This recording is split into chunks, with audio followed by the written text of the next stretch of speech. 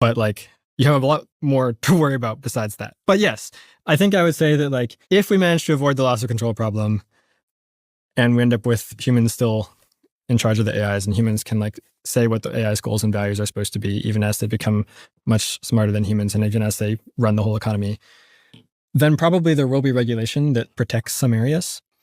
And you can try to guess at what those areas might be. Maybe stuff that's more like judges potentially. What about podcasters? Be honest. Probably not podcasters, I think.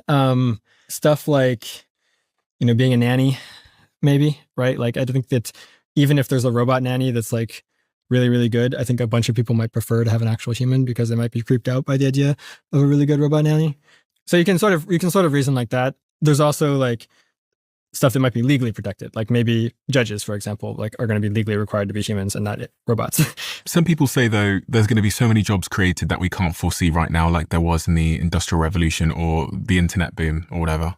The problem with that is that past technological advancements have been more narrow. They've like automated some things, but not everything. But we are talking about a hypothetical future situation in which everything gets automated. So there isn't any new job that you could do that the AI couldn't also do, except if it's like protected by regulation or something. That's also a thing.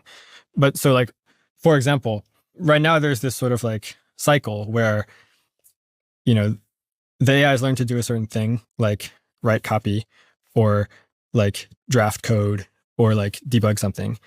And then humans who used to do that thing switch to managing AIs or switch to doing the other stuff that the AIs can't do. And that's why there's been this dynamic historically of, new jobs opening up and people flooding to them. But if it gets to the point where the AIs can do everything that humans can do and better and faster and cheaper, then whatever that new job is that you might have switched to, like the AIs can switch to that too. And they'll already be better at it than you. Because we haven't seen widespread unemployment yet in the economy, do you think people are getting a little bit complacent? Because what I'm seeing on my timeline is a lot of people saying, I told you so. I told you everything would be fine. And when you look at the US unemployment rate, currently it's flat to slightly down. If you look at the UK, it is up. The trend is up compared to last year. We're at about 5% unemployment. The US is at 4.2% unemployment. Yeah. Basically, nobody has said that there would be mass unemployment by now, or at least we didn't say that. And we were historically one of the more bullish people on AI progress.